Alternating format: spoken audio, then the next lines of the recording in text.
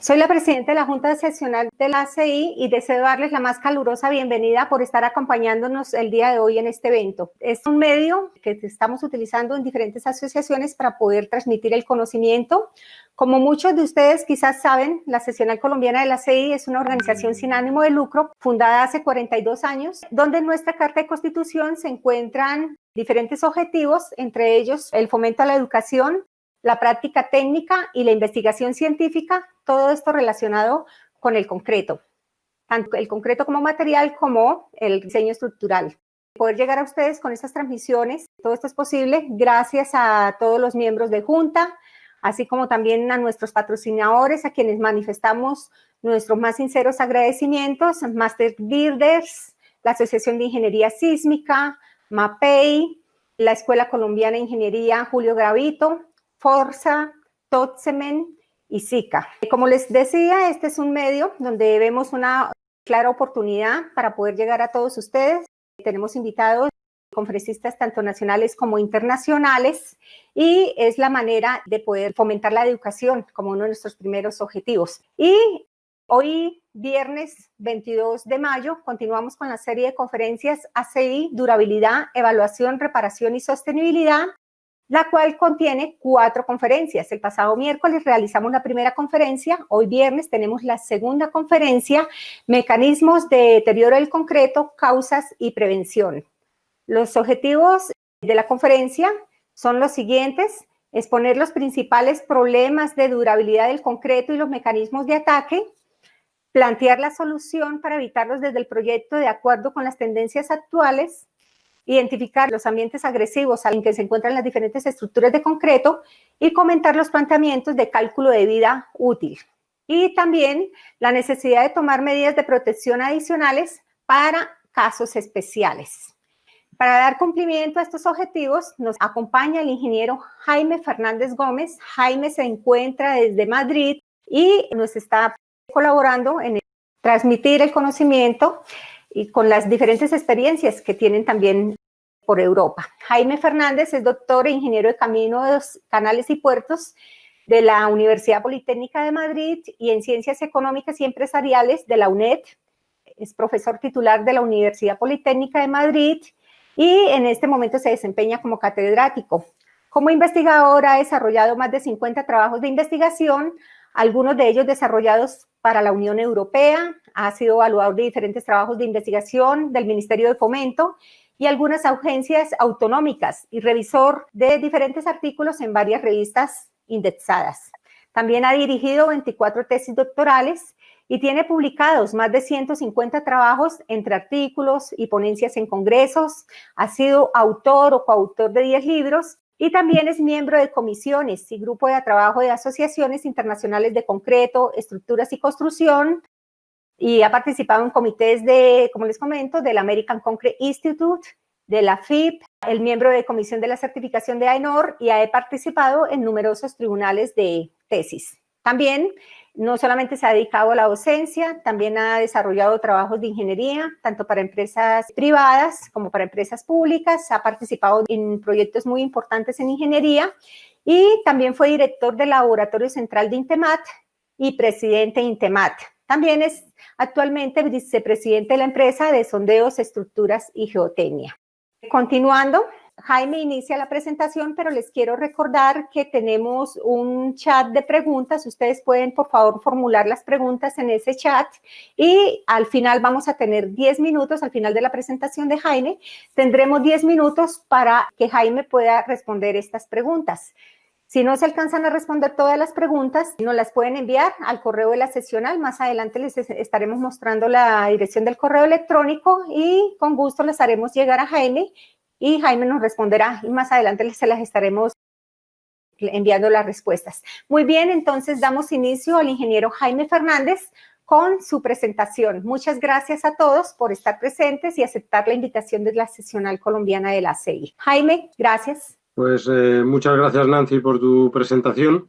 y voy a exponer, intentaré acoplarme muy bien al tiempo porque ya sé que el tiempo en estas cosas sí que es imprescindible y luego, ante todo, muchas gracias por la oportunidad de de reunirme con el público de Colombia, país que conozco bien y que aprecio mucho, y lo único que pido una disculpa porque yo me conozco, por decirlo de alguna forma, todas las vainas que tiene la lingüística de la construcción del español de España al español de Colombia, y por ejemplo sé concreto, formaletas, etcétera, etcétera, pero en algún caso en las diapositivas que tengo está la versión española. Entiendo que no será un gran problema para que podamos comunicarnos. Bueno, pues simplemente por centrar un poco la sesión que voy a dar, que básicamente lo que es bastante amplia, y entonces lo que quiero exponer un poco, quizás más que nos quedemos con los valores de las tablas y algunas cosas que voy a poner, sino por dónde va la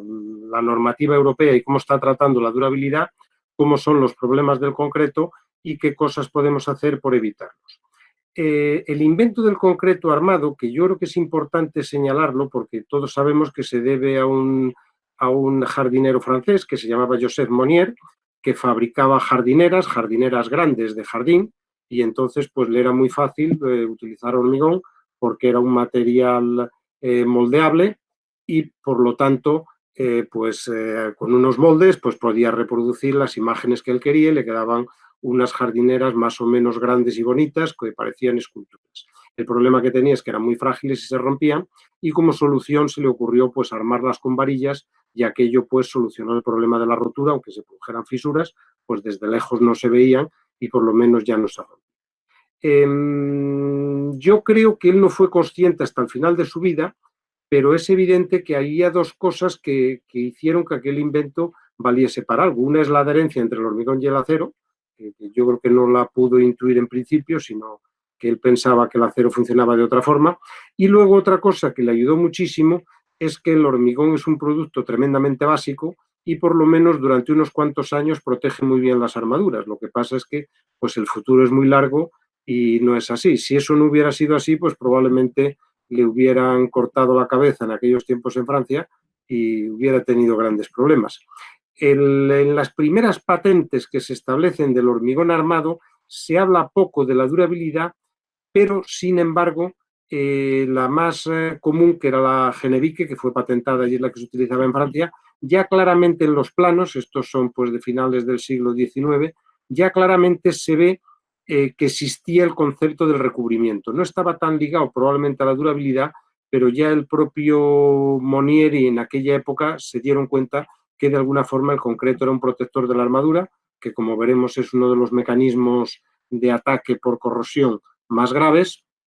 y que por lo tanto de alguna forma los hormigones pues necesitaban tener un recubrimiento que protegiese las armaduras. Bueno, hoy quizás en el contexto en el que nos encontramos se da una paradoja. Yo diría que hasta los años 80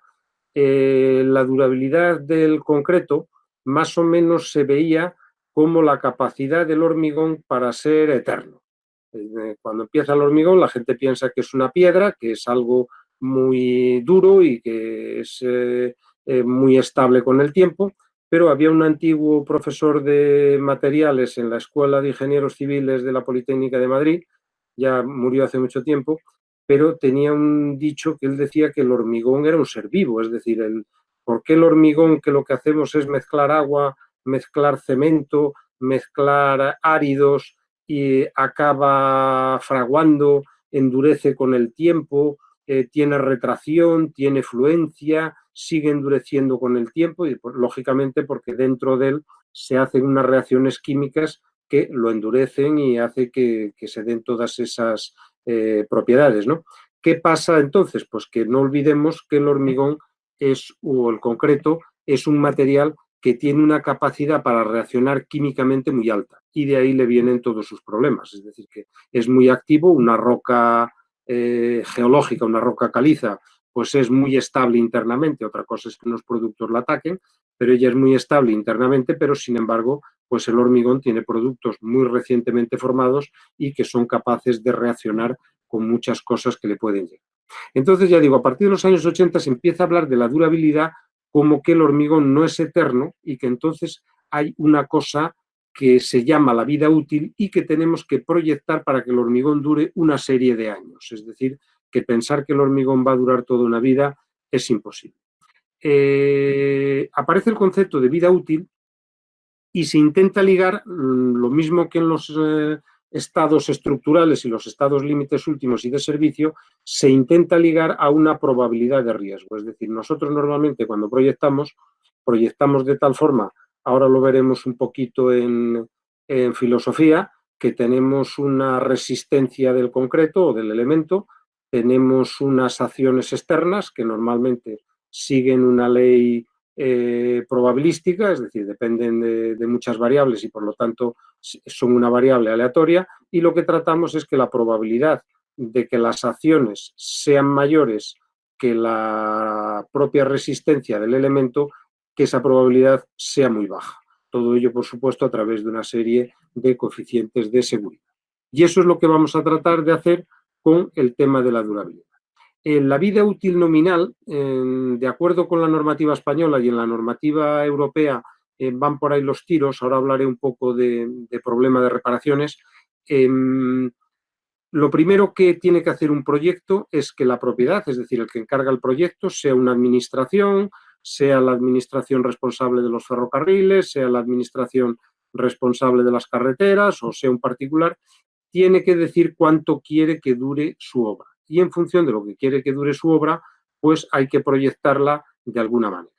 Todo esto arranca, como veremos, que en Europa, en final del siglo XX, pues se hicieron unas obras civiles importantísimas. El canal, el túnel por debajo del Canal de la Mancha, el muelle de la Condamine en Mónaco, el puente del Øresund, el puente del Gran Bel,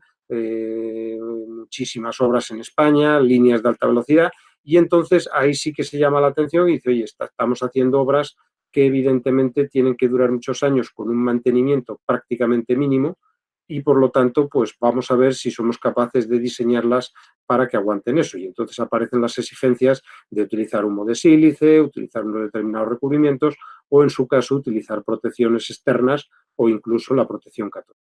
Como vidas útiles nominales, este es un cuadro de la nueva normativa española, pues se plantea lo que están ustedes viendo, que no se lo canto porque lo pueden ver ahí. Quizás lo más notable es que las estructuras de edificación se plantean para 50 años, salvo que la propiedad diga lo contrario. Ojo, que eso plantearía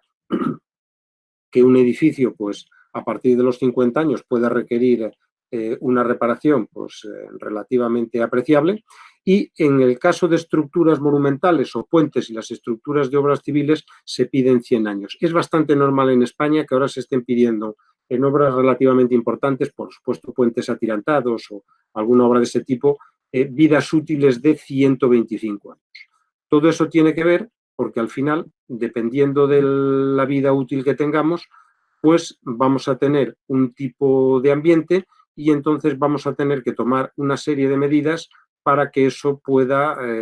cumplir, que la vida útil tiene que mantenerse pues esos 125, esos 100 años que estamos contemplando. Es evidente que ya no solo es a través de los mecanismos que vamos a ver, de cuidar el hormigón, de cuidar los recubrimientos, etcétera, etcétera, sino que también hay que tener pues otras disquisiciones de proyecto, como por ejemplo pues tener las juntas y los apoyos bien hechos, que haya impermeabilizaciones en los tableros de los puentes, tener cuidado con elementos que se suelen deteriorar mucho, como son los apoyos a media madera, y tener en cuenta pues todas estas cosas y luego la calidad en la ejecución, que siempre pues es buena para todo y mucho más para los problemas de durabilidad, porque normalmente la buena calidad reduce mucho la porosidad de los concretos. Bueno, voy a exponer ahora, en el año 2000 empezó un programa en el que yo participé que se llamaba el programa Duranet en la Unión Europea, que tenía como misión lo siguiente. Precisamente era, ya lo que digo, en aquel momento se estaba planteando la Unión Europea, pues en Europa hay muchísimas obras civiles y entonces evidentemente la construcción de los próximos años, pues de alguna forma, también por supuesto hay mucho rigor presupuestario en el caso de todos los países, de que el déficit tiene que estar por debajo de unos umbrales, la inflación tiene que estar por debajo de unos umbrales, la deuda pública, todo eso pues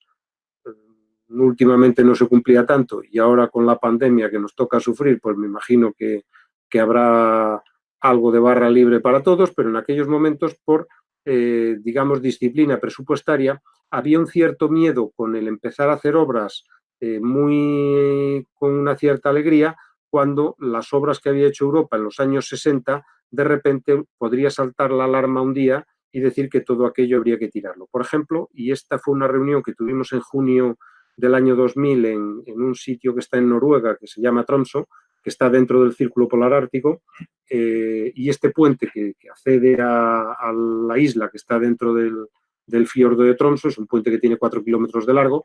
era de los años 60 y claro, este tipo de construcciones, pues para un país como Noruega, que es un país rico, pero al final tiene 4 millones de habitantes, que tampoco sus presupuestos son disparatados, pues el pensar que esto llega a un momento en que a lo mejor hay que hacerle una reparación brutal o simplemente cambiarlo, pues hay que tenerlo en cuenta para no meterse en otras aventuras. Y entonces se hicieron unos estudios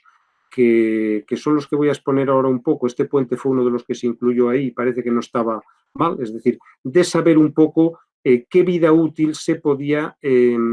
asimilar a las construcciones que ya teníamos, es decir, qué podía pasar con las construcciones que teníamos, qué presupuesto se podría llevar el mantenimiento del parque de construcciones que tenía cada país, que vemos que cada día es más alto, y ver un poco pues que para los nuevos planteamientos había que tener en cuenta que no solo había que plantear nuevas construcciones, como ya digo, en los grandes enlaces que se hicieron, sino tener en cuenta pues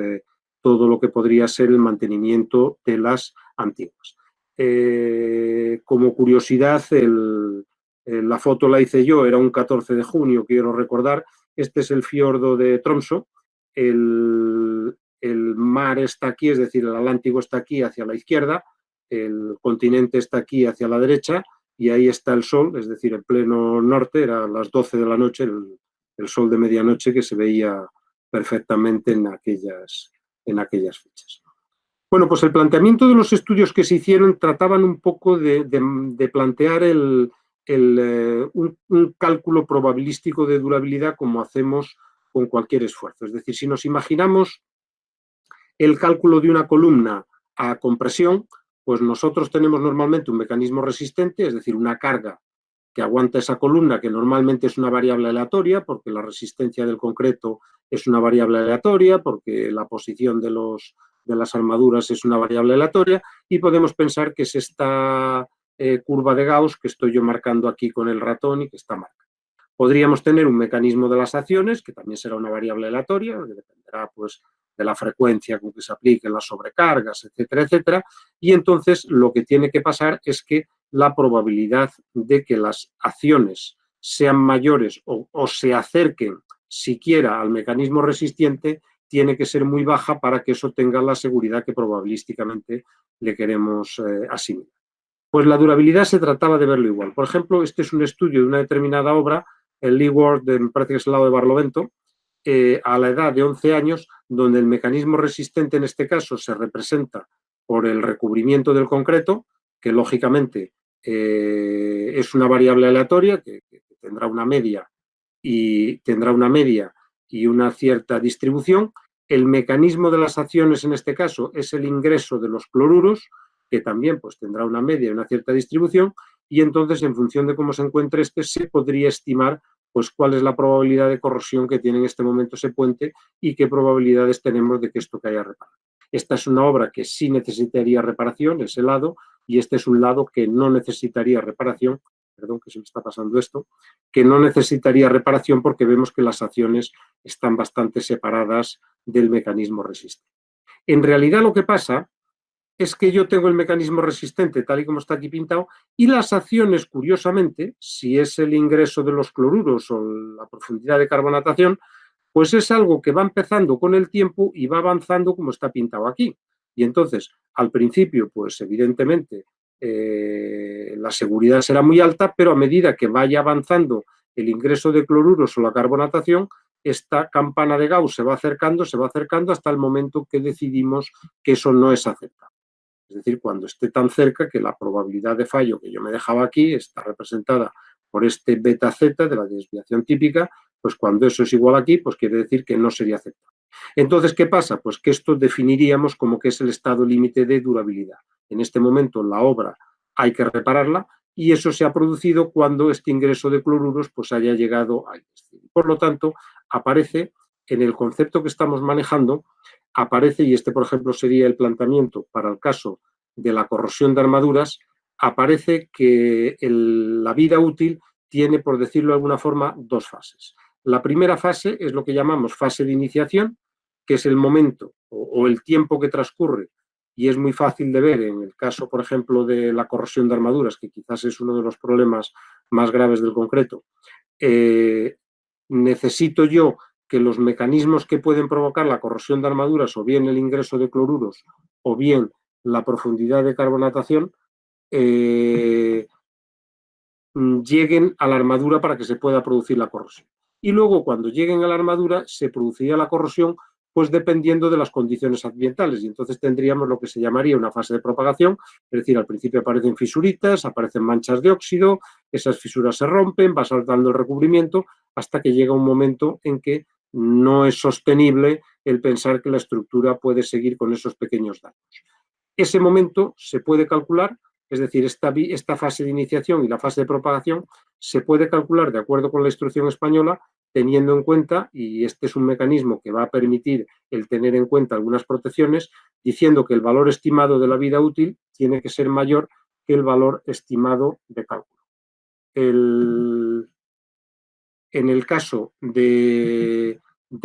valor de cálculo son los valores que hemos visto antes en la tabla, es decir, que son los valores de vida útil que pida la propiedad, multiplicado por un coeficiente de seguridad, y el valor de resistencia es un tiempo de iniciación y un tiempo de propagación. En el caso del tiempo de iniciación y tiempo de propagación, ya veremos las fórmulas, el de iniciación que veíamos antes en recto, pues en el caso de carbonatación depende de la raíz cuadrada del tiempo y para el ingreso de cloruros también, ¿eh? Y, por ejemplo, el modelo de carbonatación, pues este que tenemos aquí, es decir, la vida útil o el tiempo de iniciación de que empiece la corrosión es el recubrimiento que yo tengo dividido por un coeficiente. El coeficiente depende de todos estos parámetros, un coeficiente del ambiente, un coeficiente que depende del aire ocluido y dos parámetros A y B y la resistencia del hormigón, y en función de la resistencia del hormigón, del tipo de cemento, pues se deducen los parámetros A y B y se calcula este coeficiente y, por lo tanto, teniendo en cuenta el recubrimiento, podemos calcular cuál es el tiempo de vida de iniciación que le corresponde a un determinado recubrimiento y al empleo de un determinado tipo de cemento, como vemos en esta. El tiempo de propagación, es decir, lo que tarda el acero en corroerse y dejar el hormigón fuera de servicio, pues depende de muchas variables. La fórmula es 80 por el recubrimiento dividido por el diámetro y por la velocidad de corrosión, y la velocidad de corrosión, si no la podemos estimar o no la podemos monitorizar, la instrucción española tiene estos valores que, como vemos, dependen de las condiciones ambientales y son muy dispares, es decir, que podría variar entre 20 años y poco más de uno, para valores normales del recubrimiento y del diámetro, es decir, que nos podríamos encontrar que unas estructuras determinadas, aun no siendo el recubrimiento ya auténtico porque se ha carbonatado, pues la estructura tarda mucho en corroerse, pero sin embargo en otros casos pues la estructura puede corroerse en 1 o 2 años, puede estar prácticamente fuera de servicio. Bueno, para luchar contra todo lo que le puede pasar al concreto, que ahora lo vamos a ir viendo, tenemos primero que definir dos cosas. Una es las condiciones ambientales en las que va a estar, que ya veremos que por lo menos en la normativa española y europea es bastante prolija, contempla muchos ambientes, pero bueno, lo que contempla son casi subambientes, porque ya veremos que de algunas investigaciones que se han hecho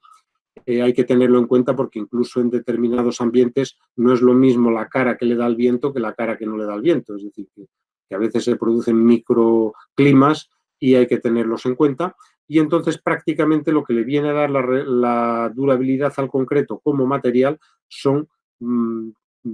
tres cosas que vamos a ir viendo. Una es el material propio, que es lo que vamos a ver ahora, los recubrimientos y también el ancho de fisuras, es decir, porque las fisuras también pueden ser un camino por el cual los productos agresivos pueden entrar de una forma más fácil. Dentro de los requisitos que tiene que cumplir el material, los ataques más normales son el que es debido a las heladas, el que es debido al ataque por productos químicos, fundamentalmente los sulfatos y el agua de mar. Luego todos los posibles ataques químicos que se producen mucho en las depuradoras de aguas residuales y en chimeneas, que lo vamos a ver también, la resistencia a la erosión en todas las zonas donde puedan estar sometidas a erosión, y luego las resistencias a las reacciones árido-álcali que se pueden dar en determinados hormigones y son un problema en algunos países donde sus áridos son muy reactivos con los cementos. Lo vamos a estudiar. Bueno, estos son los ambientes que contempla la normativa europea. Ya digo, la definición es la definición es muy precisa, pero vamos, básicamente son varios grupos. El primero es el ambiente que llamaríamos que no hay riesgo, por ambiente protegido, que llamamos X0.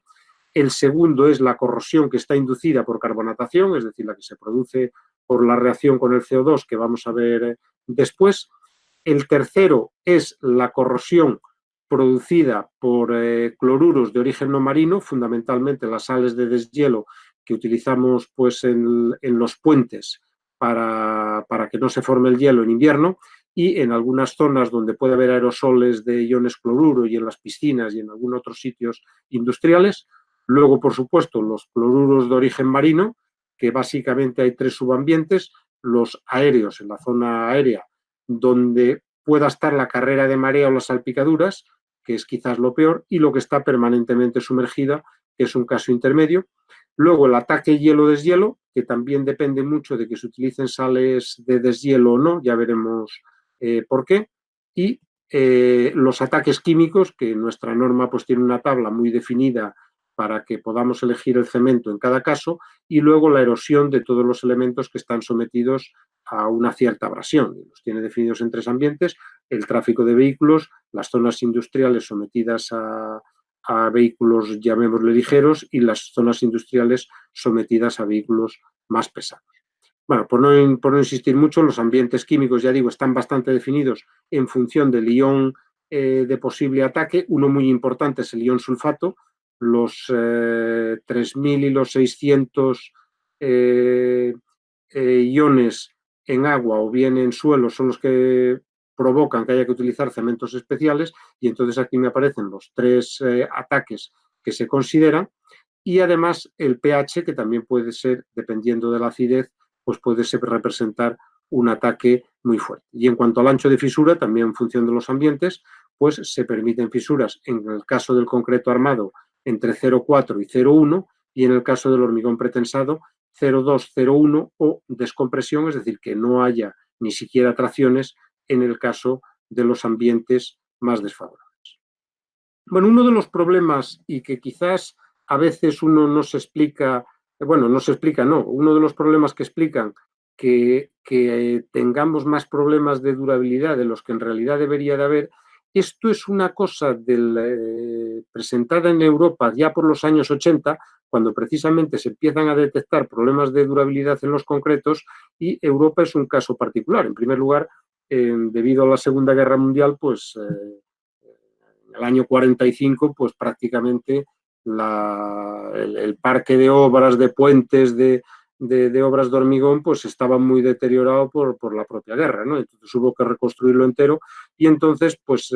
por decirlo de alguna forma, en los años 60 y 70 tampoco era tan antiguo. Entonces, ¿de qué nos damos cuenta en los años 80? Que empiezan a aparecer los problemas de durabilidad, y entonces hay una cosa muy señalable, que es que, curiosamente, cada vez estábamos utilizando menos cantidad de cemento. ¿Por qué? Porque los cementos son mejores, y porque además aparecieron los aditivos reductores de agua y plastificantes y superplastificantes, que estaban haciendo pues que esto, incluso desde los años 80, si no se le hubiera puesto coto a esto, pues con los nuevos aditivos superfluidificantes podríamos estar utilizando cantidades de cemento muy bajas para conseguir las resistencias del hormigón habituales de 25 megapascales, y eso está muy ligado con la durabilidad, como vamos a ver ahora, porque en el fondo la durabilidad como material me la dan dos cosas: un contenido mínimo de cemento y una relación agua-cemento máxima. Y entonces, en función de la clase de exposición, de si el hormigón es en masa, armado o pretensado, pues tenemos unas tablas que me fijan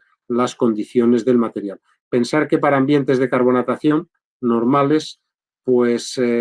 podemos estar en contenidos mínimos de cemento de 275-300 kilos, que son obligatorios por norma, independientemente de la resistencia, y podemos andar en órdenes de relaciones agua-cemento de 0,55,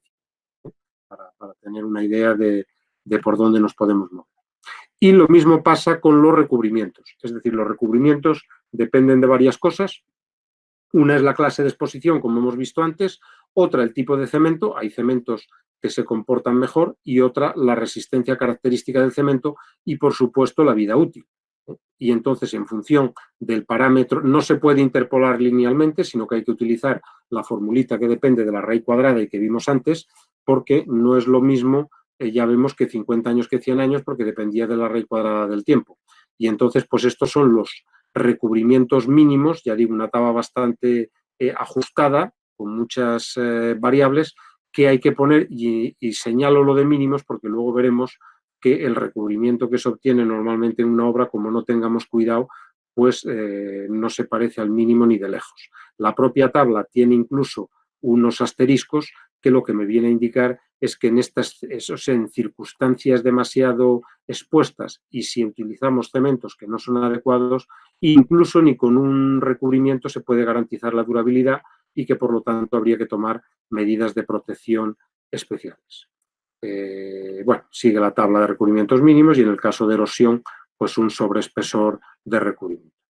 Tiene también la norma española un ensayo de durabilidad aplicable a los hormigones, que aparte de que es exigible para todos estos ambientes, el ensayo se basa en lo siguiente. Es un ensayo que se coge un cilindro de concreto, del que utilizamos normalmente para hacer el control, se le aplica una presión en un frente de 10 centímetros de diámetro, esa presión se mantiene durante 72 horas, se rompe la probeta, ensayo brasileño, que entiendo que en Colombia también se le conoce como ensayo brasileño, al ensayo de tracción indirecta, aunque en Brasil no le llaman ensayo brasileño, como suele pasar con todas las cosas que tienen una referencia geográfica. Y entonces, bueno, aquí está pintado para que salga bien en las fotos, lo que se ve es el frente en el que ha penetrado el agua con esa presión, y entonces se exige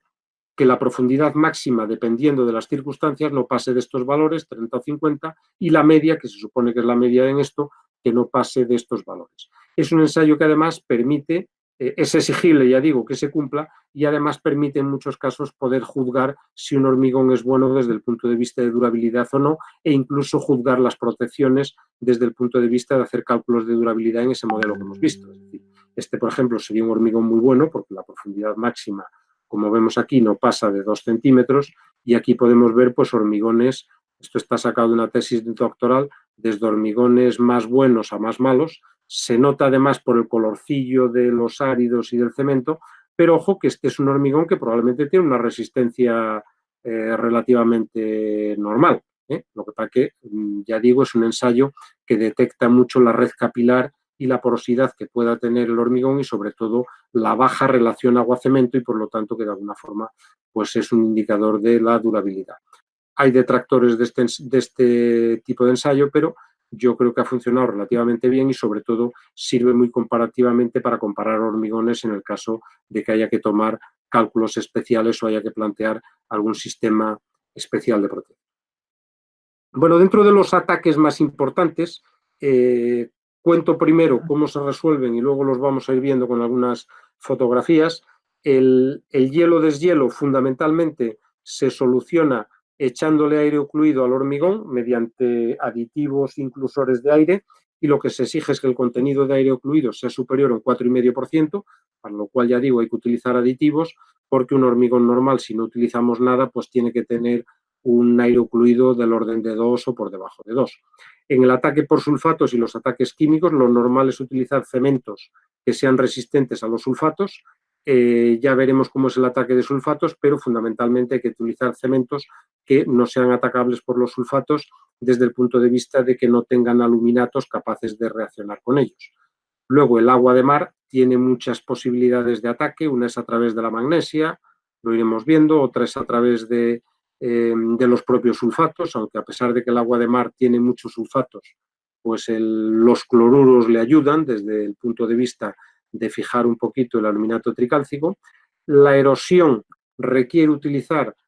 hormigones con áridos muy duros, y entonces la norma española prescribe que la resistencia sea alta, más de 30 newtons por milímetro cuadrado en característica. Hay que utilizar arena de cuarzo y hay que utilizar una grava con un desgaste de los ángeles inferior a 30. Y además, curiosamente, lo que se exige es limitar el contenido de cemento en función del tamaño máximo del árido. Es decir, que hay que conseguir esta resistencia, pero no echando cemento, porque precisamente se trata de no tener mucha pasta de cemento para que precisamente la erosión no se la lleve. Es decir, hay que conseguir la dureza fundamentalmente con los áridos y luego tener un buen curado, que eso siempre hace que la pasta de cemento esté bien hidratada y no sea muy erosionable.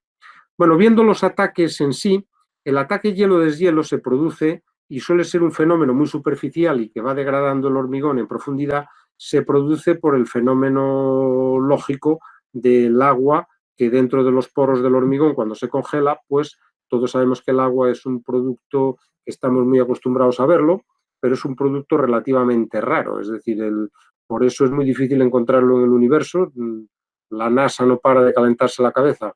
a ver qué planetas pueden tener agua o no pueden tener agua, porque salvo circunstancias muy especiales, pues el agua no es un producto fácil. En la Tierra estamos muy acostumbrados a él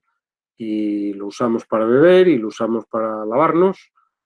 pero ya digo, no es un producto tan fácil, porque por su posición en la tabla periódica, pues el hidruro de oxígeno casi tenía que ser un gas difícilmente licuable. Entonces, pues tiene una situación de enlace muy rara con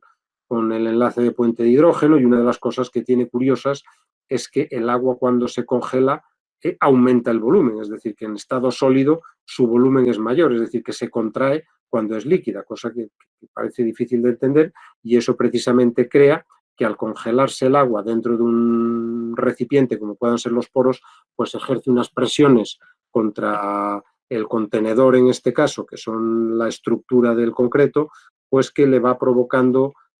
tensiones. No se rompe de una vez, es decir, lo que pasa es que al cabo de muchos ciclos hielo-deshielo, si tenemos una losa de hormigón o un elemento de hormigón en un sitio donde puede haber pues 40 o 50 o más, o 100 días al año, donde puede bajar la temperatura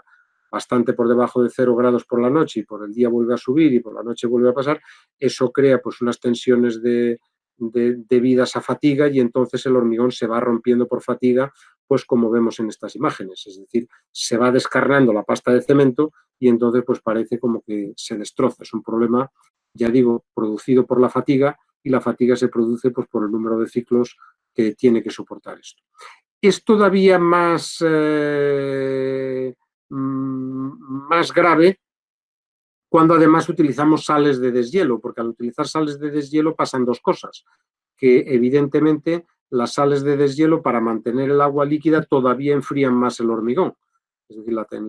para tener el agua líquida, para mantener la presión de vapor del agua y hacer que no se congele, pues evidentemente tienen que quitarle calor a alguien, y se lo quitan al propio hormigón, con lo cual lo enfrían más. Y además que esas sales se acaban disolviendo en el agua que no se hace hielo, acaban entrando dentro del concreto, y cuando se cristalizan cierran la red capilar, y eso es lo que no queremos que pase. Por eso digo que precisamente el aire ocluido lo que genera son huecos dentro del hormigón que sirven de cámaras de expansión para esa agua que se congela. Y por eso lo que hace la sal es cristalizar dentro, disminuir la porosidad y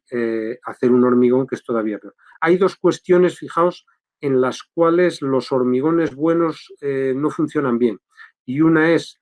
frente al incendio, y otra es frente a la acción del hielo-deshielo, precisamente por eso, porque al ser hormigones mucho menos porosos y mucho más compactos, es decir, no tienen capacidad para dilatarse internamente, y los cambios de temperatura, el gas que se produce en el caso de los incendios y este fenómeno, pues ya digo, son más graves cuando no tenemos el aire ocluido que hay que echar para luchar contra este fenómeno. Aquí podemos ver una torre de refrigeración con ataque de hielo-deshielo. Es fácil reconocerlo porque es muy superficial. Fijaros que empieza desde no se ven las armaduras todavía, es decir, que empieza desde el principio y pues acaba descarnando el hormigón.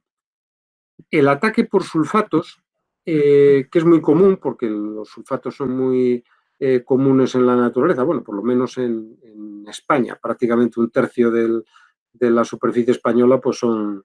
yesos, ¿no? El ataque de los sulfatos se produce porque los sulfatos reaccionan fundamentalmente con el aluminato tricálcico del cemento, como ahora veremos, y entonces forman un compuesto que se llama etringita, que es un sulfoaluminato de calcio hidratado que tiene muchas moléculas de agua y es muy expansivo. Entonces, ¿qué es lo que pasa? Si esta reacción fuera neutra, es decir, que el volumen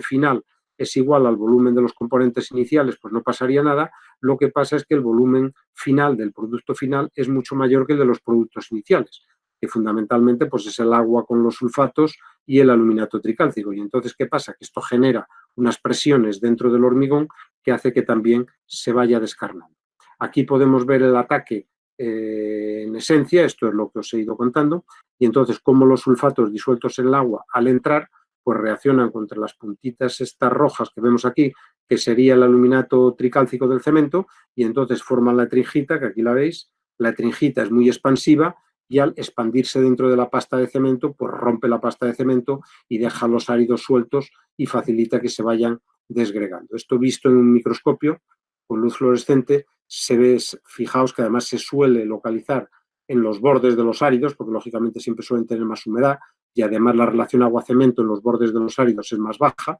precisamente por la humedad de los áridos, siempre lo que se llama la zona de transición. De hecho, en los hormigones de alta resistencia precisamente se echa el humo de sílice para mejorar esta zona de transición y aumentar la resistencia. Pues aquí vemos que es donde se produce fundamentalmente el ataque y por lo tanto pues acaba esto descarnando los áridos. Vamos a ver de todo tipo de ataques. Yo creo que es un caso especial y que deberíais de cuidar con mucha atención todo lo que son chimeneas y torres. En primer lugar, suelen estar en ambientes industriales y pueden estar sometidas pues a todos los problemas que hemos visto antes y además a todos los ataques de tipo químico. La zona inferior suele tener menos problemas, la zona superior pues suele tener más problemas y lo peor es la zona extrema, porque además el intercambio de temperaturas, los ciclos hielo-deshielo y además pues la evaporación del agua pues puede ser mucho mayor. Se suele además agravar en muchos casos porque en el uso de encofrados deslizantes o encofrados trepantes, los encofrados son las formaletas, se pueden producir errores de construcción y eso agrava todavía muchísimo más el ataque. Por ejemplo, este es un ataque por sulfatos aéreos que están en la atmósfera. Aquí veis la etringita formada, que es blanca, que es muy expansiva y que por lo tanto pues va rompiendo el hormigón y no es un problema de corrosión porque se ve que las barras curiosamente no están corroídas, es decir, que no debe ser un ambiente muy corrosivo, pero sin embargo como el hormigón pues ya por algún defecto además que tenía el encofrado o que le transmitió el encofrado al concreto, pues como tiene esa degradación. Aquí podemos ver igual un ataque por sulfatos en una zona de coronación, el color blanco de la etringita, característico del ataque por sulfatos. Este es un detalle y se ve perfectamente que las armaduras no les pasa nada y cómo ha roto el hormigón por la creación esta de la etringita, que ya digo, al ser expansivo, pues rompe el hormigón. Es un ataque muy típico, es decir, hay otros productos que les pasa exactamente lo mismo. Ya digo, el concreto tiene productos que son capaces de reaccionar con algo que le entra de fuera. Si ese algo que le entra de fuera es expansivo, como pasa también en el agua del mar, va degradando la pasta de cemento y por lo tanto va produciendo esta rotura. Aquí vemos una cosa pues más combinada todavía, es un ataque por sulfatos. También hay algo de daños por hielo-deshielo en algunos casos y también corrosión de armaduras. Y incluso hay un ataque ácido que se ve por la pinta que tienen los óxidos que se han desplegado, es decir, la acidez motiva que la corrosión sea muy rápida e incluso pues un ataque por corrosión de armaduras bastante violento. El agua de mar, bueno, por supuesto que para los ataques anteriores no queda más remedio que utilizar cementos, ahora los veremos todos juntos, que no sean susceptibles de ataques como este que vamos a ver ahora. El ataque por agua de mar le pasa lo mismo, es decir, el mar puede atacar desde muchos puntos de vista, fundamentalmente a través de las sales magnésicas o incluso a través de los sulfatos, aunque los cloruros fijan un poco el aluminato tricálcico y consiguen que no pasa eso, y ya vemos que el ataque pues, es una cosa un poco parecida, es decir, cómo se descarna el hormigón en el caso de que en algún ambiente marino pues no hemos utilizado el hormigón adecuado. Este es un puente conocido, lo vais a ver más adelante, y fijaos, tiene también un problema de ataque de agua de mar por culpa de unos áridos que eran feldespatos y que a través del magnesio pues, se produce un compuesto que se llama hidroalunita, que es expansivo y cómo puede partir las pilas precisamente por las expansiones que le genera. Esto ha habido que repararlo cinchando todas estas columnas para evitar que este problema se siguiera manifestando. Más o menos, ya digo, todos los ataques químicos son un poco lo mismo, es decir, compuestos externos que entran dentro del hormigón, que atacan algunos o que reaccionan con algunos productos y generan compuestos expansivos. Desde ese punto de vista, los cementos resistentes a los sulfatos, que prácticamente son los que se utilizan para sulfatos, para agua de mar y para ambientes químicos, la norma europea antiguamente se suponía que un cemento era resistente a los sulfatos si tenía menos de un 5% de aluminato tricálcico.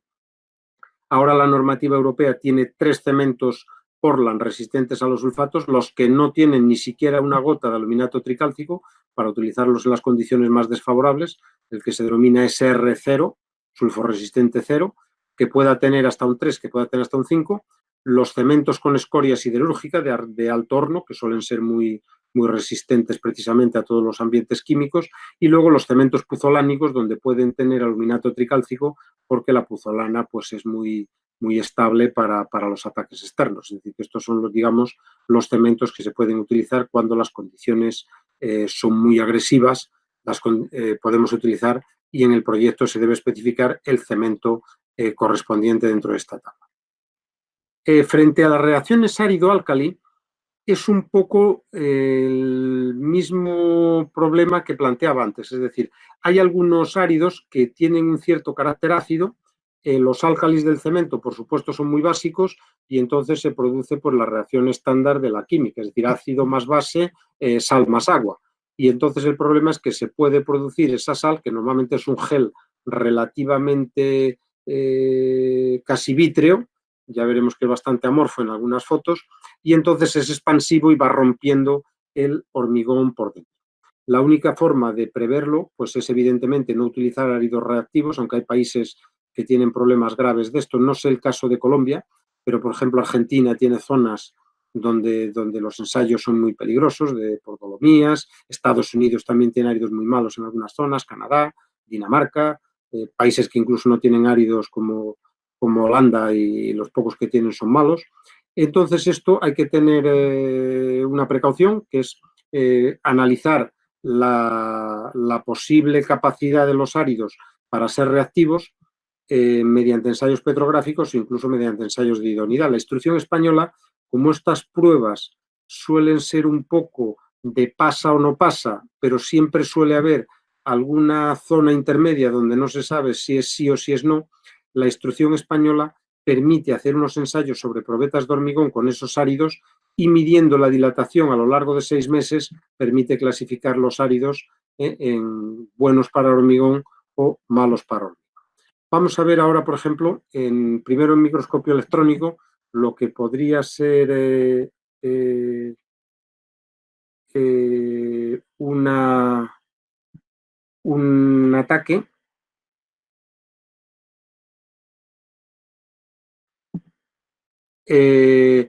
Vemos que una de las cosas que caracteriza el ensayo árido-álcali es que la formación del gel, aquí lo vemos, que el problema se genera dentro del árido, lógicamente, y entonces el esquema es el mismo, es decir, se producen unas tensiones dentro del hormigón que parten el hormigón. Pero fijaos que quizás es una rotura distinta, porque los ataques químicos que hemos visto hasta ahora, los ataques químicos del concreto, lo que atacan es la pasta de cemento, porque ahí es donde están los productos con los que reaccionan y entonces disgregan la pasta de cemento y, por decirlo de alguna forma, lo que vemos desde fuera es que el concreto está disgregado y que se van soltando los áridos. Y sin embargo, esto, como el producto fundamental contaminante son los áridos, el problema empieza desde los áridos y digamos que el hormigón se parte desde dentro. Es decir, que más que descarnarse, aquí lo vemos, este es un ataque típico árido-álcali, el hormigón se parte desde dentro y incluso por las grietas que se le generan, pues puede ver cómo se mueven los geles estos que se forman y que salen ahí. Normalmente, para identificar estos procesos, pues el gel que se forma hay que analizarlo pues a través de microscopía electrónica o a través de difracción de rayos X y saber qué producto es y, lógicamente, pues se detecta que viene de los áridos. La pregunta del millón es saber cuándo hay que reparar esto. Vamos a ver algún caso, es decir, porque ya vemos que son roturas distintas de las que hemos visto antes. Los sulfatos, los ataques químicos, incluso el hielo-deshielo, van degradando la pasta de cemento. La reacción árido-álcali parte eso muy desde en su interior, ¿no? Es decir, lo parte como desde dentro y entonces pues llega un momento donde hay que decidir si eso es reparable o no reparable. Esta es una estructura muy singular porque tiene unas antenas de comunicaciones y tal, que además ha tenido este problema. Aquí lo vemos y ya digo, el panorama es siempre el mismo, es decir, el hormigón figura como muy roto y a través de las fisuras que se van formando, normalmente el GLS, que ya digo, es expansivo, que es el que ha generado que a través de sus expansiones el hormigón se parta, tiende a migrar a la superficie. Además, se suele aparecer con un patrón que se presenta también en, por ejemplo, en los fenómenos de retracción y en los fenómenos de contracción térmica, que es que suele haber un cierto patrón de fisuras a 90 grados, como veremos aquí. Es decir, este es por dentro la estructura de esa estructura y ya vemos, por ejemplo, las fisuras a 90 grados que se van generando cuando esto pasa. ¿Por qué se producen estos sistemas de fisuras con 90 grados, por ejemplo, en el caso de la retracción o cuando tenemos estos problemas internos de expansiones en el concreto? Bueno, pues lo voy a explicar un poco con una analogía, pero que lo vais a entender muy bien. Lógicamente, el hormigón, cuando aparece una fisura, hay una tracción perpendicular, es decir, el hormigón se parte, no resiste a tracciones y entonces siempre que veamos una fisura es que perpendicularmente ha habido una tracción. Entonces, ¿qué pasa? Que cuando tenemos un estado tensional muy complicado, producido por expansiones internas, es como si tuviéramos una toalla gigante y un conjunto de muchas personas, 20 personas, estuviéramos tirando de ella por los bordes. Entonces, ¿qué pasa? Que si en una dirección eso se parte, las tracciones que se estaban ejerciendo en esa dirección se liberan todas y pasaríamos a hacer toda la fuerza los que estamos en la dirección de la fisura. Es decir, que muy probablemente la siguiente rotura fuera perpendicular a esa. Y eso es lo que le suele pasar al hormigón cuando tiene estos estados tensionales como el de retracción, que genera normalmente unos patrones de fisuras, aunque anárquicas, suelen tener una presentación a 90 grados. Bueno, esto es un poco un resumen de lo que hemos visto, es decir, que para garantizar la durabilidad, pues ya digo, contenidos mínimos de cemento, relación agua-cemento, las precauciones adicionales que hemos visto de control de permeabilidad, los cementos especiales para los sulfatos y para los ataques químicos y de agua de mar, limitar el ancho de fisura, todo lo que hemos visto de la reacción árido-álcali y luego, pues,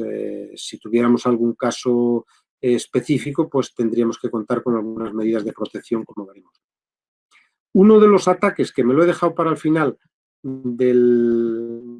hormigón más conocido y casi peor es la corrosión de armaduras. La corrosión de armaduras es inevitable porque al final el acero está dentro del hormigón, el hormigón es un electrolito y entonces se produce una pila electroquímica en la cual el hierro pierde electrones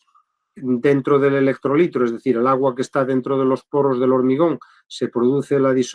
disociación del agua en radicales OH y radicales H, y entonces los radicales OH reaccionan con el hierro formando hidróxido de hierro, que es muy expansivo. Puede ocupar hasta 7 veces el volumen de los productos originales y lo que pasa en el dibujito del lado derecho de la diapositiva, pues es el fenómeno, es decir, el acero empieza, aun con poco volumen de óxido, genera mucho volumen aparente y entonces rompe el recubrimiento y eso pues va creciendo en el tiempo. Este proceso, los procesos de corrosión de cualquier metal, este es el caso del acero, se rigen por una cosa que se llaman los diagramas de Purvé, que aquí vemos el del acero. Si pensamos que el pH tiene que estar del hormigón entre 12 y pico, que es lo que puede dar el hidróxido cálcico, y de ahí para abajo, pues prácticamente esta zona de aquí es una zona extraña que no hace falta ni considerarla, y entonces el hormigón siempre que tenga un pH del orden de 12, pues o va a estar pasivado o va a estar inmune y no le va a pasar nada. ¿Qué pasa? Que el gran problema está si yo despasivo el hormigón. Es decir, en el momento en que me acerque a los pH 8 y 9, entro en una zona de posible corrosión, me aparecen potenciales, que además son los potenciales normales, que podrían producir la pila y, por lo tanto, corroerse el acero. ¿Qué es lo que me produce que baje el pH? Pues fundamentalmente dos motivos. Uno, la carbonatación. Es decir, el hormigón tiene el compuesto que llamamos porlandita, que es el hidróxido cálcico, que como todo hidróxido es muy básico, evidentemente, y reacciona con el CO2 atmosférico formando carbonato cálcico, que es neutro, y agua. Entonces quiere decir que el hidróxido cálcico, que tiene un pH del orden de 12,6, y por lo tanto que es el que tiene habitualmente el hormigón, por donde se mueve el hormigón, el CO2 atmosférico va modificando el hidróxido cálcico y lo va pasando a carbonato cálcico, que tiene un pH de 8. Es decir, que vamos despasivando la zona del hormigón y entonces me empieza a aparecer la corrosión, y si llegáramos incluso a ambientes ácidos que se pueden producir por aguas ácidas o incluso por ácidos externos, pues todavía la corrosión, como hemos visto en alguna de las torres que hemos puesto, pues puede ser muchísimo más grave. Es decir, el fenómeno, haciendo una pequeña simulación, pues podría ser el que vamos a ver ahora, es decir, yo tengo el concreto con su recubrimiento y las armaduras, el CO2 y el agua del ambiente, entonces esto con el tiempo se va formando carbonato cálcico en una determinada profundidad, se va formando carbonato cálcico en más profundidad, se va formando carbonato cálcico en más profundidad, llega un momento en que la zona carbonatada alcanza las armaduras y entonces en este momento estamos en lo que hemos visto antes, pHs del orden de 8, que por lo tanto pues no protegen las armaduras y las armaduras se pueden correr. La velocidad de corrosión por carbonatación es relativamente baja, es decir, no es grande, y por lo tanto, pues bueno, es un problema que hay que tener cuidado. Aquí lo vemos, esto es un típico caso de carbonatación, se ve que es una corrosión muy extendida, muy uniforme, y por lo tanto, pues no es excesivamente peligrosa, y luego su tiempo de iniciación es el que es, hemos visto en el modelo, pero su tiempo de propagación es más grande. Hay un ensayo para cuando se hacen ensayos, me imagino que en la siguiente conferencia que se van a hablar de estas cosas, lo comentarán en detalle, porque se va a hablar de técnicas, que es el que se llama profundidad de carbonatación, y entonces pues hay muchas formas de hacerlo, se puede hacer in situ, pero una forma de hacerlo bastante precisa es sacar un testigo de concreto, romperlo a ensayo brasileño, dar con una disolución de fenolftaleína que mira alrededor de 8,5-9, y entonces lógicamente lo que está rosa es hormigón, que es básico, y lo que está de color hormigón es que ya no es básico, es decir, tiene un pH de ese orden, el orden de 8 o 9, y por lo tanto las armaduras que estuvieran aquí no están protegidas. Es decir, este es un hormigón que tiene una profundidad de carbonatación de 4 centímetros, cualquier cosa que esté en esos 4 centímetros pues no estaría protegida. Hay un problema más grave, que es el de los cloruros. Los cloruros despasivan puntualmente el acero, es decir, la capa de pasivación que tiene el acero, el cloro hace que se disocie el hierro y entonces, por lo tanto, lo despasiva, y el problema es que crea una despasivación muy puntual y, por lo tanto, produce lo que se llaman picaduras. Aquí tenemos una foto muy buena porque se ven dos muy grandes, y entonces su velocidad de corrosión primero es mucho más grande, y en vez de ser repartida como la que hemos visto antes en el ejemplo, pues la vemos que es mucho más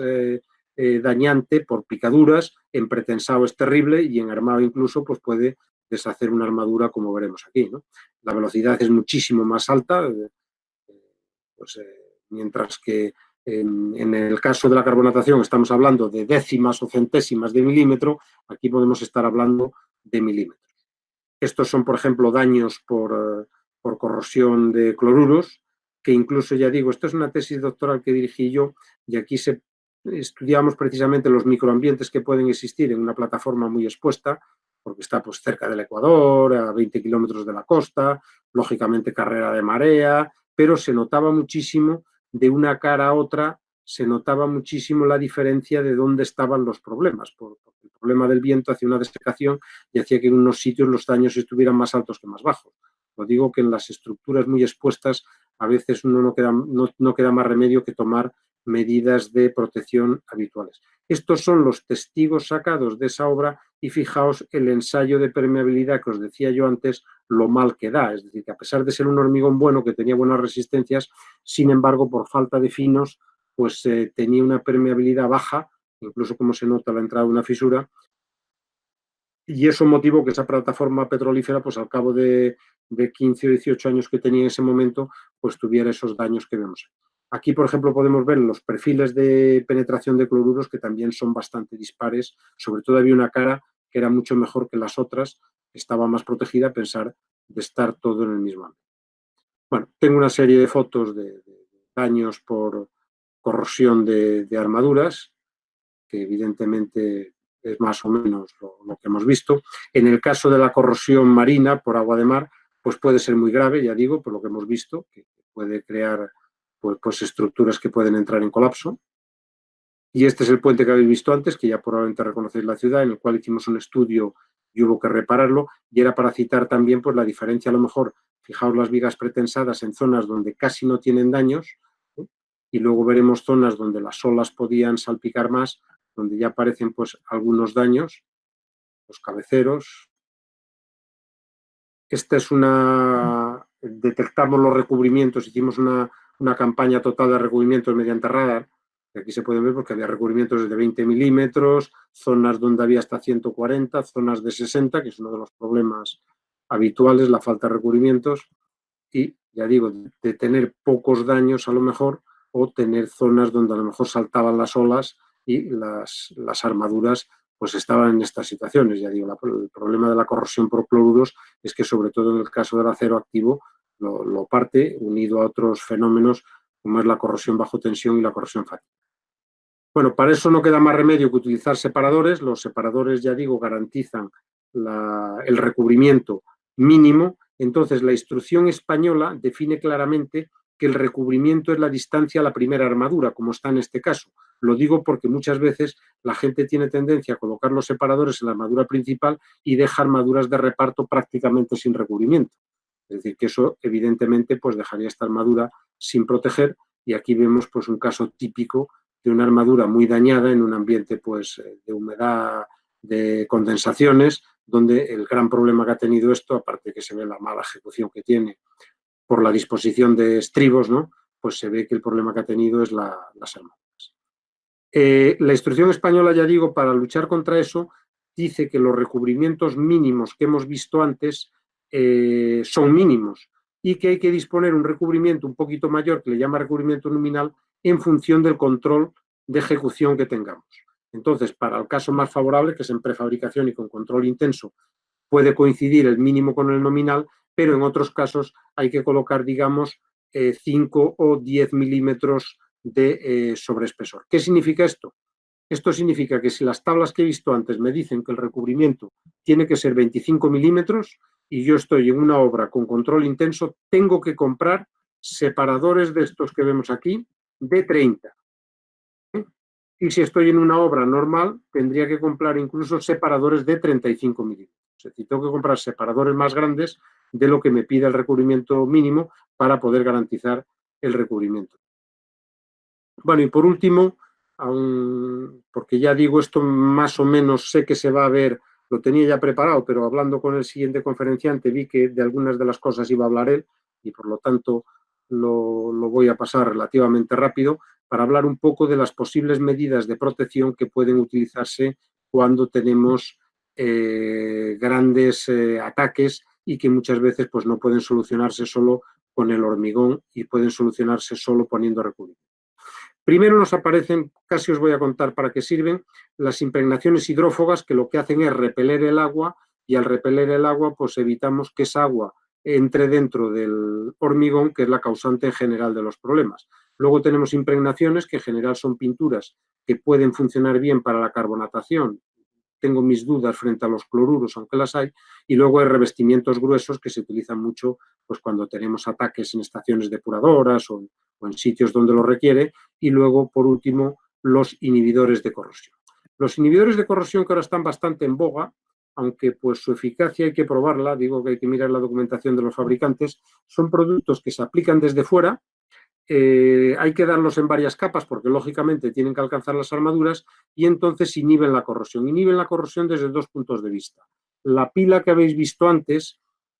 dificultan la resistencia a través de la pila y por lo tanto este proceso lo debilitan mucho. Y además se depositan sobre la barra pasivando. Lo que pasa es que hay que tener claro, mediante algún ensayo de extracción de testigos o algo así, que después de practicar, como vemos en la foto, pues las aplicaciones que haya que darle, pues el inhibidor de corrosión llega realmente a donde están las barras. Las impregnaciones hidrófagas crean esto, es decir, son repelentes del agua y hacen que entonces la tensión superficial es mucho mayor y repelen el agua y lo que crean es que la gota esté así. Muchos productos, por ejemplo, impermeables, como la ropa de esquiar y la ropa... Hay ropa que está tratada y veis que si tiramos un vaso de agua, pues que forma gotitas. Es decir, que lo que hace es que precisamente no se produzca esta situación, que es lo que hace que el agua sea absorbida por el hormigón y entonces al quedar en forma de gotas, como vemos aquí, pues la entrada es menor y entonces evidentemente no tenemos los problemas de ataque.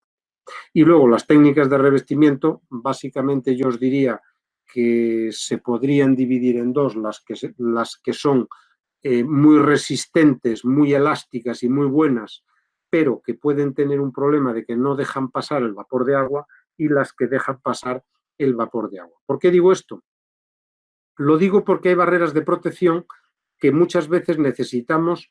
impermeabilizar desde el punto de vista del exterior al interior, pero sin embargo tenemos que dejar que el hormigón, a lo mejor una cimentación que la hemos reparado, un encepado, que es el elemento que se utiliza para recoger los pilotes, que el agua que le pueda entrar viniendo del terreno, que cuando quiere salir a la superficie, que no se encuentre una barrera que es totalmente impermeable, porque entonces crearía una presión que haría que se rompiera pues toda la superficie. Es un poco, digamos, tener una barrera muy parecida también a las membranas que se utilizan en algunas ropas impermeables, como el Gore-Tex, por ejemplo, que lo que hacen es que son impermeables para el agua de lluvia, pero sin embargo son permeables del interior al exterior y por lo tanto dejan que el cuerpo respire, porque ya sabéis que en alta montaña pues el gran problema por el que se congela la gente es por el sudor, porque eso luego se enfría y entonces si utilizas productos muy impermeables pues evidentemente generas ese problema. Entonces esto es un poco igual, hay barreras que si pueden tener que desalojar el agua tienen que cumplir este objetivo y en otros casos. Y luego las pinturas anticarbonatación que se están utilizando mucho, os pongo este gráfico para que sepáis que hay que ver la protección que tiene. La protección normalmente de las pinturas anticarbonatación se suele medir en metros equivalentes de aire y entonces las pinturas suelen tener un coeficiente que multiplicando por él el espesor de pintura que has puesto te da la protección de aire que tienes. Protección de aire, es decir, una estructura normal, pues tendría esta profundidad de carbonatación. En este momento, ya digo, el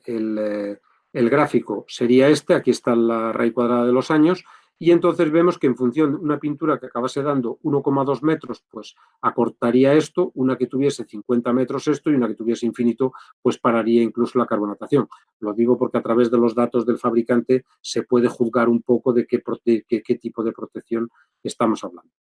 Todas estas cosas, por ejemplo, se utilizan pues, para tableros de puente, para evitar los problemas de las sales de deshielo, en decantadores de estaciones de aguas residuales y sobre todo en los digestores, que quizás son peores, para impermeabilizar por dentro, para tener en cuenta que no haya ataques o plantas químicas. Y por último, y con esto acabo, quizás la mayor protección que puede existir es la protección catódica. Se utiliza mucho en industria. Voy a contar el principio físico. Hemos visto que el acero se corroe porque genera una pila en el cual el hierro es el ánodo y el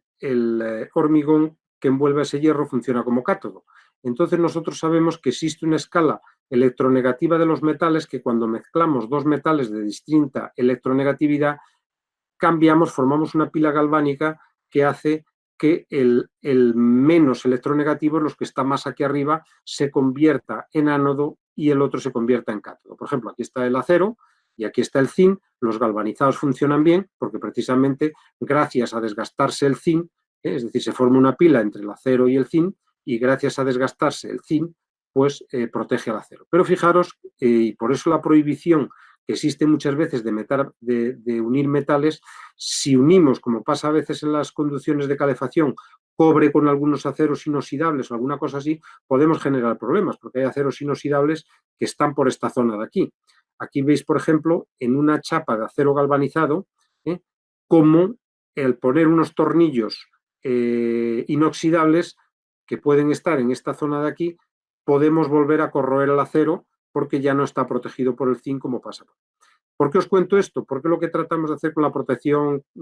catódica es precisamente eso. Hay dos posibilidades. Una es conectar el acero al polo negativo de una corriente eléctrica y por lo tanto generar una corriente inducida y cambiar la pila, o conectarlo a un ánodo que se denomina ánodo de sacrificio, que suele ser de zinc, porque entonces es mucho menos electronegativo, como hemos visto en la relación esa que hemos visto ahí, y lo que transformamos esto en ánodo, esto en cátodo, y por lo tanto el acero se deja de correr. La forma de poner la protección catódica pasiva, como vemos aquí, con ánodos de sacrificio, pues es simplemente conectarlos a las armaduras. Lógicamente hay que hacer un cálculo del número de ellos que se necesita. Tienen una vida útil, porque hay que calcularlos, porque evidentemente el ánodo de sacrificio se desgasta, lo que está dentro de eso. También se pueden aplicar superficialmente, como láminas o como superficies proyectadas, o se pueden utilizar embebidos. El sistema de corriente empresa, lo que se hace es conectar, ya digo, el acero al polo negativo y a una malla, y entonces invertimos la corriente y por lo tanto procedemos a la protección que de otra forma pues no podríamos darle al acero. Aquí vemos un tema para el que se utiliza en reparaciones bastante la protección catódica de una forma bastante localizada. Normalmente cuando hacemos reparaciones de corrosión por hormigón, lo que hacemos es sanear el hormigón en la zona que está mal. A continuación, dar un pasivante de la armadura, podemos dar o no un puente de unión, dar un mortero de reparación, que en general es muy bueno y por supuesto muy pasivo, y entonces pues este problema lo dejamos arreglado. Pero lo que pasa es que transformamos esto en cátodo y las zonas adyacentes lo transformamos en lo que se denominan ánodos incipientes. Aquí podéis ver cómo en zonas parcheadas al lado se me produce la corrosión. Aquí tenéis otra, una columna, donde esta es una zona que se parchó para hacer una reparación, y cómo en las zonas de contacto se producen lo que se denominan los ánodos incipientes. Y entonces hay un sistema de protección catódica que precisamente cuando se hacen estas reparaciones, en grandes reparaciones, se pueden utilizar en las fronteras de la reparación para impedir esa zona. Aquí podéis ver, por ejemplo, una losa reparada en el año 2012, lo que son los parches más grises, y que en el 2017, precisamente en todas las zonas de contacto, hubo que volver a repararla. Eso, si se hubieran dispuesto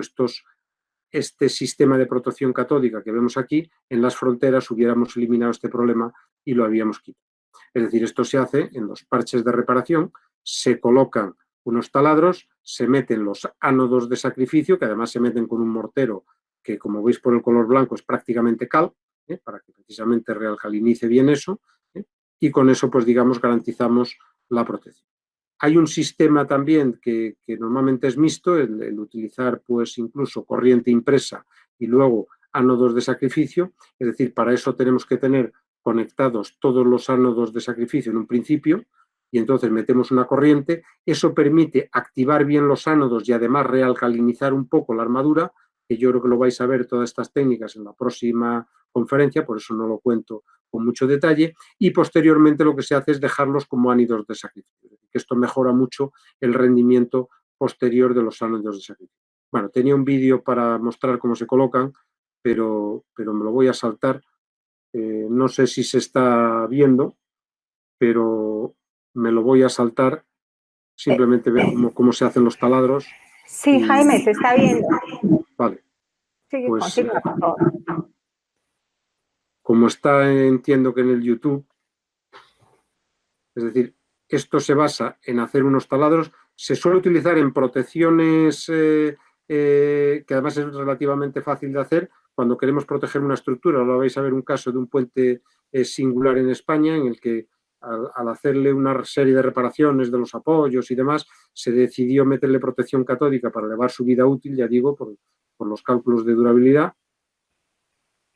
Entonces aquí lo que estamos haciendo es conectar buscar la armadura para darle la conexión eléctrica.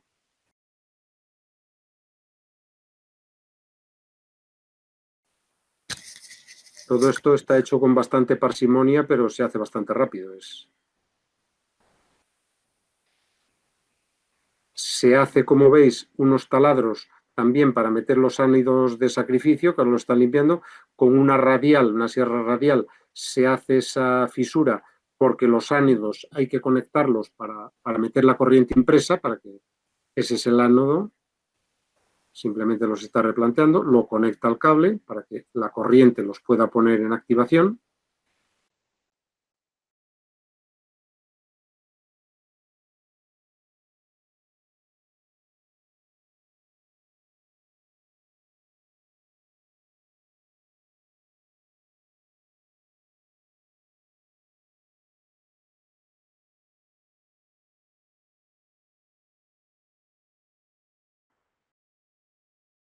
Lógicamente hay que comprobar que están unidos, es decir, que la resistencia tiene que ser cercana a cero, eso hay que irlo haciendo siempre, porque claro, esto si no se deja conectado es tirar el dinero y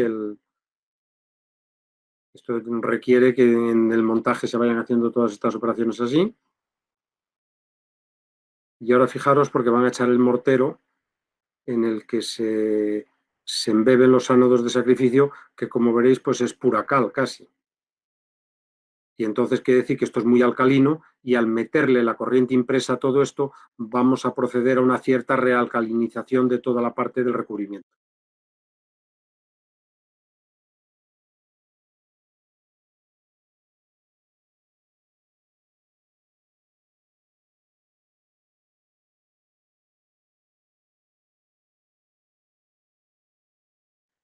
Han cuidado mucho el vídeo, pero el medidor de la resistencia no está especialmente limpio.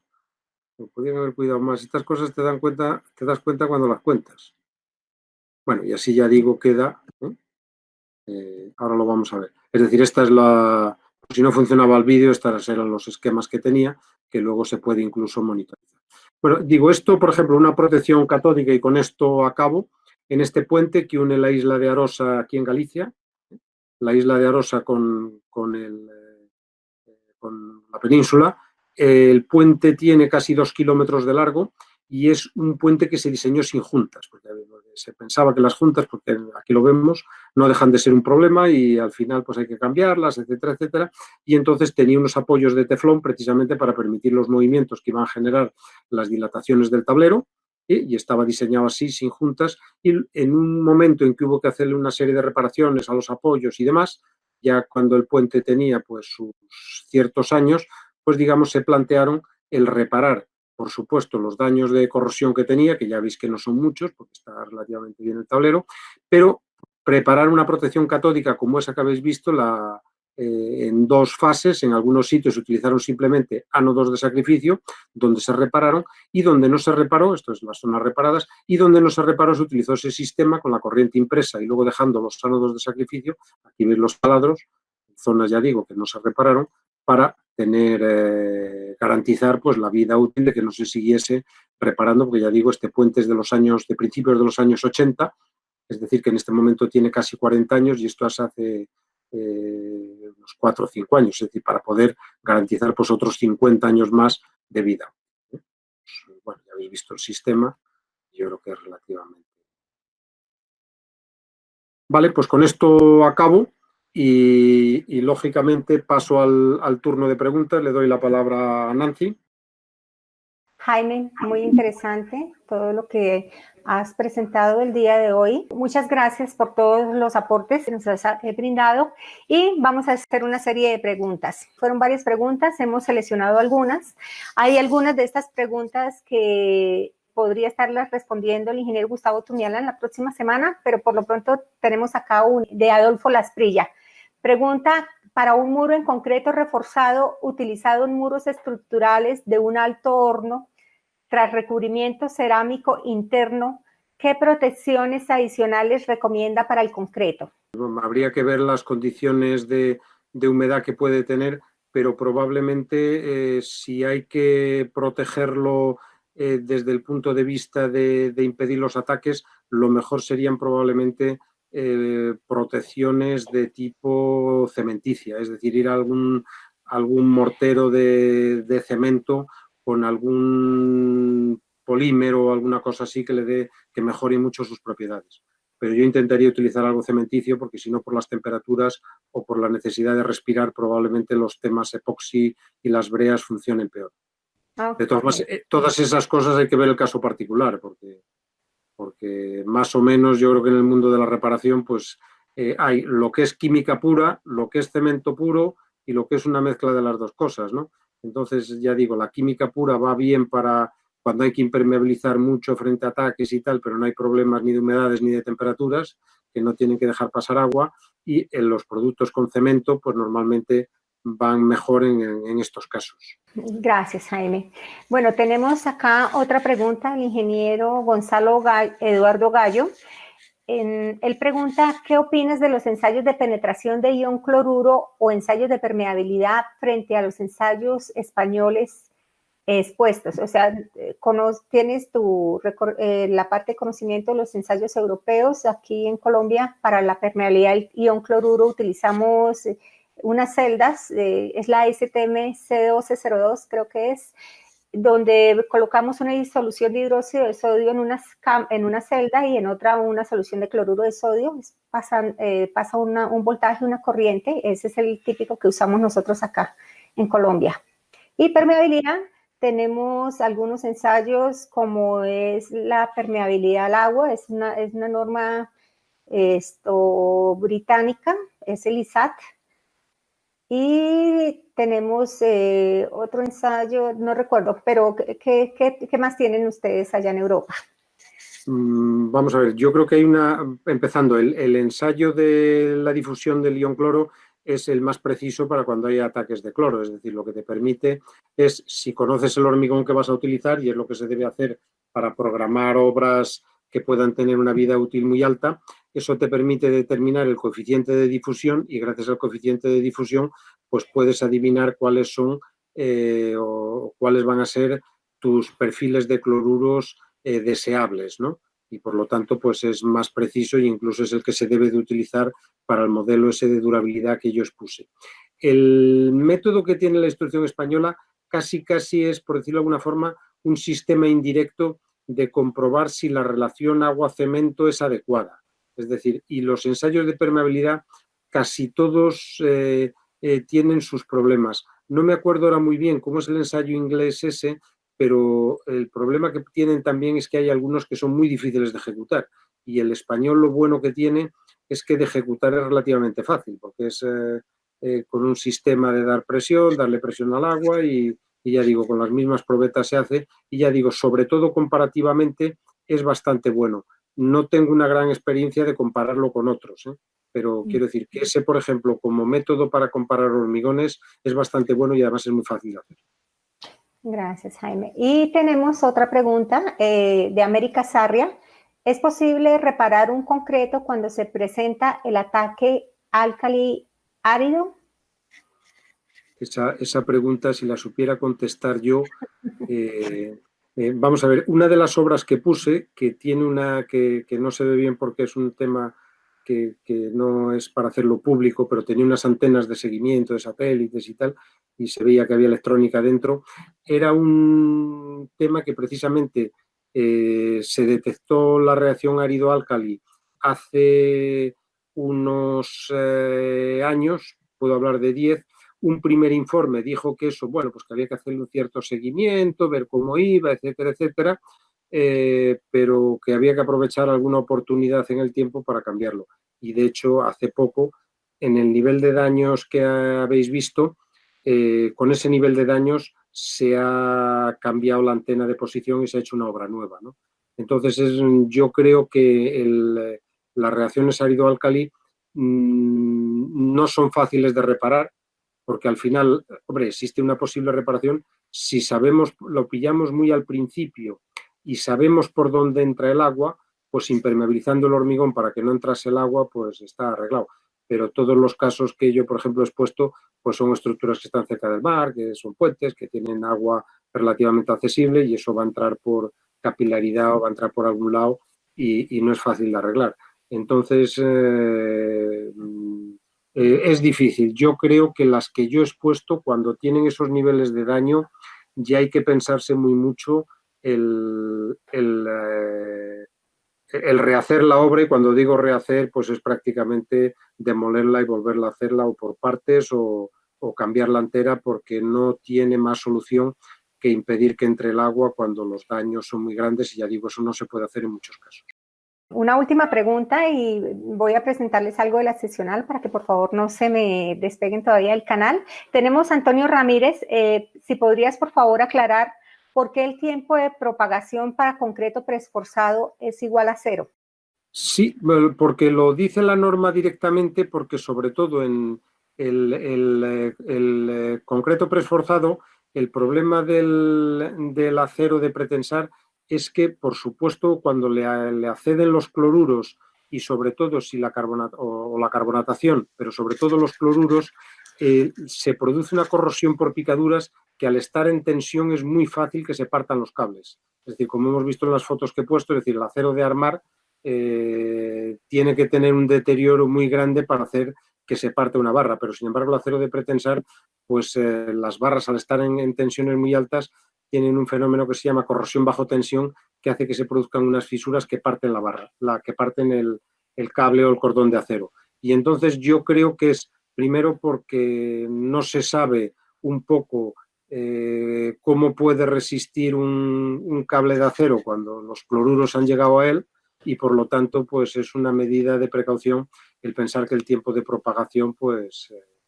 ante la duda considerar que es 0. Es decir, y ese es el gran problema, que en todas las obras pretensadas, como hemos visto, de vigas pretensadas pues cercanas al mar, la resistencia a la durabilidad de tiempo de vida útil la tiene que dar todo el recubrimiento, es decir, o bien a través de ese ensayo que hacéis de determinar el coeficiente de difusión, pero hay que evitar que los cloruros lleguen a los niveles de la armadura. Bueno, Jaime, las preguntas adicionales, muchas gracias. Ya les comento en qué dirección deben enviarla para la seccional y se las transmitiremos a Jaime. Jaime, agradecemos tus valiosos aportes, maravilloso todo el recorrido que nos has hecho por las diferentes agresiones al concreto. Es un material muy durable, pero debemos tomar las diferentes precauciones para que tenga muchos años más de servicio. Esperamos contar contigo en una próxima oportunidad. Tu conferencia ha sido de gran interés para todos los usuarios, todas las personas que estaban conectadas a través del chat, y les recordamos a todos ustedes las fechas de nuestras próximas conferencias. Muchas gracias, Jaime. Las próximas conferencias, el próximo miércoles 27 de mayo, tenemos la conferencia a cargo del ingeniero Gustavo Tumialán, tendencias y desarrollos en evaluación y reparación. El ingeniero reparación de estructuras de concreto, el ingeniero Gustavo Tumialán se encuentra en la ciudad de Boston,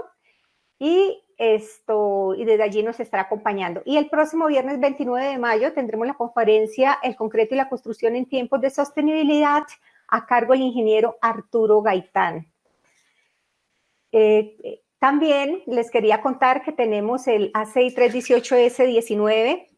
Ya hemos realizado 2 conferencias, 2 seminarios aquí en Bogotá, bastante exitosos. Más de 400 personas estuvieron en nuestros seminarios. Precisamente a raíz de toda esta pandemia se generó tuvimos que cancelar varios seminarios que teníamos ya programados en Medellín y Cali, y esperábamos llegar a otras ciudades. Les cuento que este seminario lo estaremos llevando a cabo de manera virtual, y se estará entregando el ACI 31819, que el año anterior, saben que nuestra norma colombiana, el título C está basado principalmente en el ACI 318, fue recién lanzado también en Estados Unidos y otros países de Latinoamérica. También vamos a tener un webinar sobre reforzamiento de estructuras con materiales compuestos. Tendremos invitados a personas de la ACI 440, expertos en este tema. Y también les recordamos que la seccional presta el servicio de certificaciones del American Concrete Institute. La desarrollamos a través de la seccional, donde va dirigida a ingenieros, arquitectos, supervisores, operarios de laboratorio. Tenemos varias certificaciones, tanto en concreto fresco como en concreto endurecido. Tenemos también la certificación en instalación de anclajes y programas especiales que podemos estar desarrollando desde nuestra seccional. Igualmente, tenemos nuestras redes para que nos sigan. Tenemos el correo de la seccional, tenemos la página web y Jaime, muchas gracias. Sabemos que en Madrid en este momento ya prácticamente es medianoche. Muchas gracias a todos ustedes, muchas gracias a Jaime y nos vemos el miércoles próximo. Jaime, gracias. Muchas gracias.